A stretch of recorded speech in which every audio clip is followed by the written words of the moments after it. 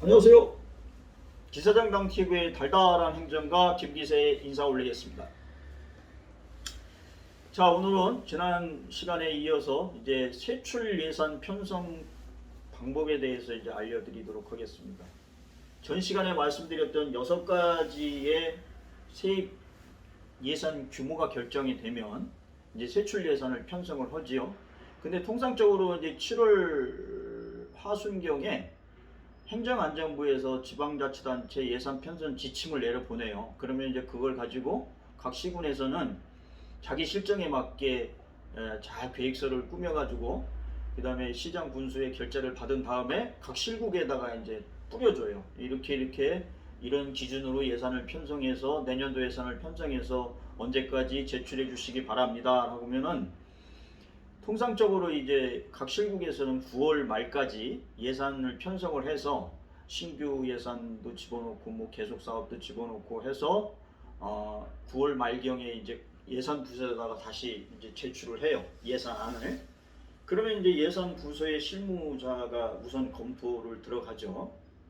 그런데 여기서 우리가 중요한 거는 이 실무자 검토가 굉장히 중요해요.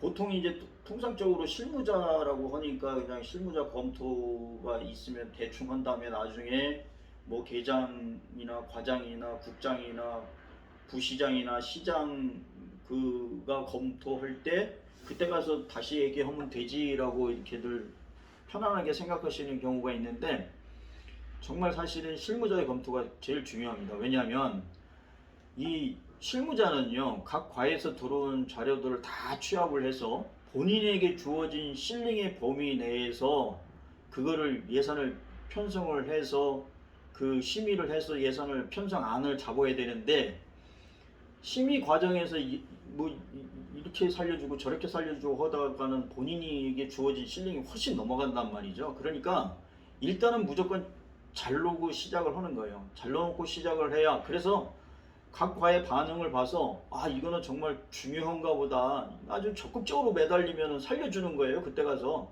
근데 처음서부터 많이 살려줘 보세요. 나중에 이게 차고 넘쳐가지고 도저히 감당이 안 돼요. 그러니까 실무자는 무조건 절반 이상을 그냥 무자르듯이 딱 잘라버리고 그러고 나서 시작을 하기 때문에 예산을 편성할 때는 정말로 실무자의 의견이 제일 중요하기 때문에 실무자가 심의를 할 때 그때 여러분들은 성심과 성의를 다 들여가지고 필요한 자료나 이런 것들을 아주 충분히 제공을 해줘서 실무자 검토에서 많이 이 심의가 상정이 될 수 있게끔 노력을 해야 돼요. 여러분, 우리 행정하는 분 공무원들한테 이제 그런 얘기가 있는데 송곳 있죠. 송곳이 대가리부터 들어가냐고 이렇게 이제 이런 얘기를 하는데 이게 바로 이제 실무자가 중요하다는 걸 의미하는 내용입니다. 그래서 하여튼 실무자 심의를 거치면 아까 말씀드린 대로 이제 쭉 단계별로 해가지고 시장 군수까지 다 결재를 받죠. 그 다음에 이제 심의 결자를 거친 다음에 이제 의회에다가 제출을 하죠. 그 예산안을. 그게 이제 통상적으로 정해져 있어요. 광역 그러니까 시도지사는 다음 연도 회계 개시 50일 전까지 제출을 해야 되고요. 그러니까 11월 10일이죠. 그 다음에 기초정부는 시장 군수는 다음 회계연도 개시 40일 전까지 그러니까 11월 20일까지 이 의회에다 제출을 해야 됩니다. 그러면 이제 의회에다 제출을 하면 의회는 각 상임위원회별로 실국장을 출석시켜서 예산 편성 내용을 사업별로 설명을 듣고 또 삭감을 한다든가 아니면 증액을 한다든가 이제 심의를 하죠.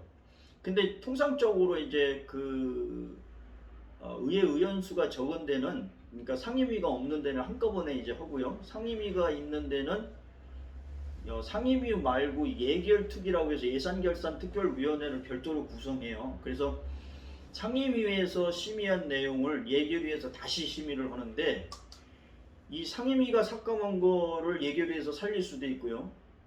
그 상임위가 증액한 거를 예결위에서 삭감할 수도 있습니다. 그렇기 때문에 예결위의 권한이 예산 편성할 때는 굉장히 세죠.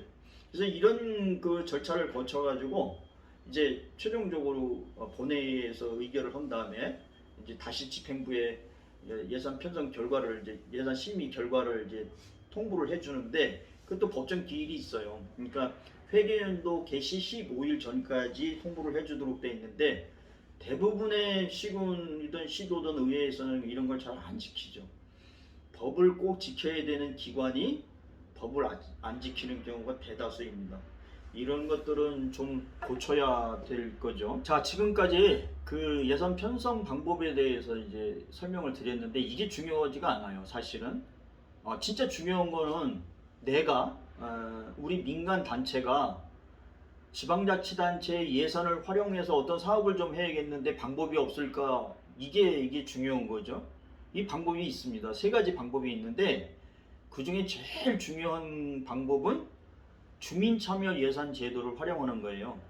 이 각 시군에서는 매년 3월경에 일정 규모로 예를 들어서 500억이면 500억 정도의 규모로 사업을 모집한다. 주민이 참여하는 사업을 모집한다라고 해서 공고를 냅니다. 그러면 그 공고 내용을 보고 여러분들께서 이제 응모를 하시는데 응모해서 당선이 되면 사업이 선정이 되면 그거만큼 좋은 게 없죠. 이걸 잘 활용하셔야 돼. 여기서 선정된 사업은 의회 상정이 되더라도 의회에서 의원들이 마음대로 못 깎죠. 당연히 주민들이 이제 참여의회에서 선정된 사업이기 때문에. 그래서 이걸 제일 많이 활용을 하셔야 되고 두 번째로 이 기회를 놓쳤을 때는 이제 담당 직원들, 내가 하고자 하는 사업의 담당 직원들과 직접 협의를 해야 되는데 대부분의 이 시민단체나 사회단체에 계신 분들은 그 지방정부가 이 예산 편성을 9월이나 이때부터 하니까 그때 가서 담당자와 상의를 하면 되겠지라고 하면은 절대 오산입니다. 사실은요, 이 시군의 공무원들은 4월 내지 5월부터 다음 연도 예산 편성에 대해서 고민을 하고 계획을 하고 그래요.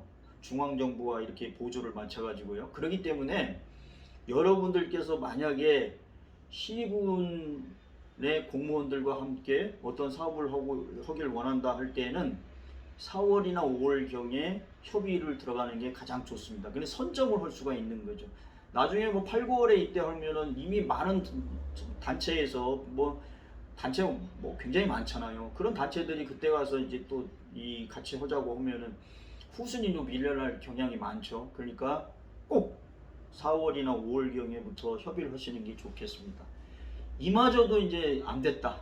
그러면 이제 마지막으로 이제 의원과 직접 이제 협의를 하는 방법이 있죠.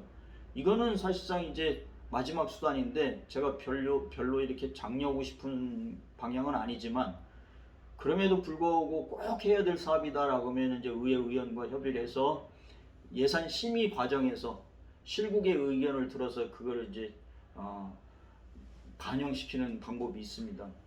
그러니까 이렇게 세 가지 방법이 있는데 이거를 잘 활용을 해서 여러분들이 목적하시는 그 바가 이루어지길 바라겠습니다. 자, 오늘은 여기까지고요. 다음 주제는 제가 공개하지 않겠습니다. 왜냐하면 좀 센 거를 좀 말씀드리려고 그래요. 그래서 공개하지 않고요. 기대하셔도 좋습니다. 지금까지 기사장당 TV의 달달한 행정가 김기세였습니다. 감사합니다. 건강 챙기시고요.